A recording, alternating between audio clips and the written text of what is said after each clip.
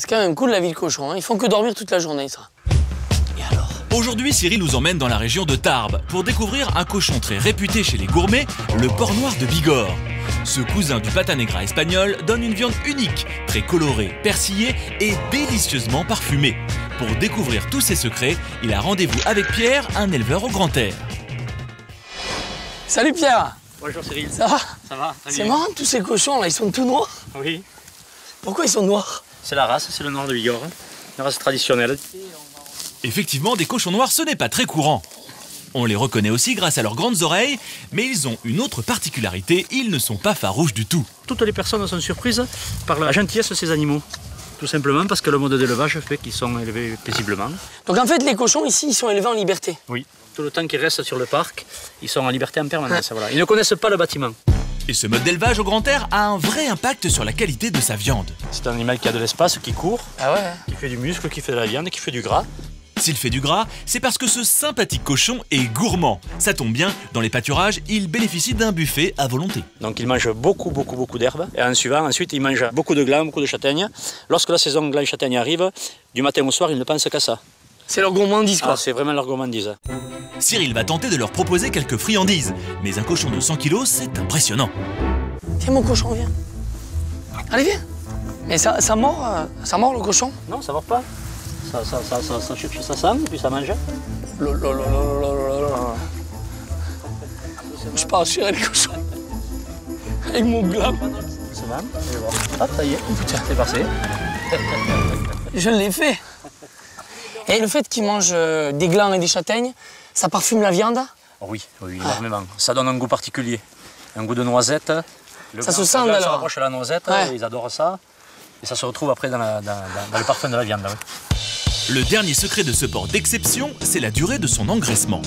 Donc là, en fait, il reste combien de temps les porcs une fois qu'ils sont rentrés dans le parc? Il faut qu'ils aient un an minimum avant d'être transformés. 1 an au lieu de 6 mois pour un porc standard. En effet, le noir de Bigorre prend son temps pour développer ses muscles en gambadant, mais aussi pour faire du lard en se goinfrant comme un cochon. Bon, eh bien, maintenant, je vais aller découvrir le jambon parce qu'il paraît qu'ici, le jambon, il est exceptionnel. C'est un jambon d'exception. Ciao, merci. Le chef a maintenant rendez-vous avec Jean Ronan. Sa famille produit du jambon depuis 3 générations. Il va nous révéler les secrets de fabrication du fameux noir de Bigorre. Première étape, le salage. Alors ce que tu fais, tu prends du sel, comme ceci, Ouais. que tu mets sur le jambon et après tu frottes bien le jambon pour que le sel pénètre bien dans le jambon. Cette opération consiste à donner du goût au jambon, mais pas seulement. Il faut que le jambon perde son humidité et le sel permet de faire sortir l'humidité du jambon. Donc il n'y a pas de cuisson? Non, du tout. Le seul ingrédient pour le jambon noir de Bigorre, c'est la viande de porc noir plus du sel. Le jambon va donc sécher pendant une dizaine de mois et perdre son humidité. Résultat, s'il pèse 12 kg au départ, il ne pèse plus que 8 kg lorsqu'il arrive en salle d'affinage. Un affinage qui ne peut avoir lieu qu'ici, au pied des Pyrénées. Donc là, on est dans une cave d'affinage, mais en fait, il y a des fenêtres. De par ces fenêtres rentre le fun, c'est-à-dire l'air chaud qui vient du sud.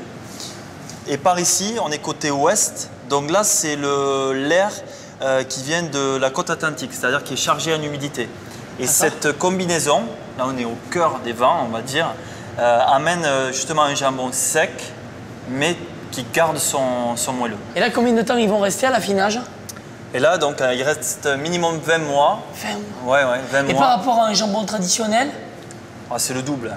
Comme le bon vin, le jambon se bonifie en vieillissant. Forcément, ce jambon unique coûtera beaucoup plus cher. Il faut en effet compter environ 70 € pour 1 kg de jambon noir de Bigorre, contre 25 € pour 1 kg de jambon de Bayonne.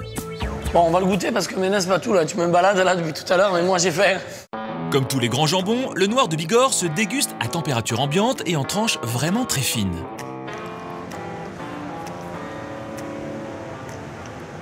Alors, ton verdict?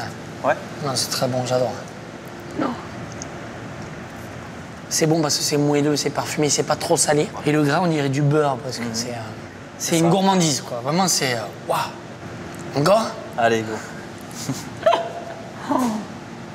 Le chef va maintenant découvrir que le porc noir de Bigorre est également délicieux quand on le cuisine. Il a rendez-vous avec Jacques, un traiteur qui adore sublimer les produits locaux. Bon, alors, qu'est-ce qu'on va préparer? Alors, on va préparer une épaule, mijoter d'épaule. Et donc, c'est une épaule 3D. Ça veut dire quoi, 3D? Alors, décoinée, dégraissée et désossée. C'est une viande persillée, c'est une viande rouge. Jacques commence par découper l'épaule en gros cubes. Il faut que ça soit bien saisi. Ça chante. Pendant ce temps, le chef joue les commis de cuisine. Il émince un oignon et une carotte et les verse dans la sauteuse. Puis il déglace avec une autre spécialité locale, l'armagnac. L'aventure, le cochon noir de Bigorre. Allez, vas-y. Attention, ça va déménager. Hein. Attention tout de même à ne pas avoir la main trop lourde. Le déglaçage permet de décoller les sucs de cuisson qui viennent parfumer la recette. Ensuite, pour faire la sauce, il faut ajouter du vin rouge. En fait, c'est cuit dans le vin. Et là, tu mets un bouquet garni. On va mettre un bouquet garni. Ok, donc là, dans le bouquet, il y a quoi? Il y a thym, laurier, céleri et le et le poireau. On va couvrir et on va laisser mijoter 1h30. Allez, génial. Et c'est parti.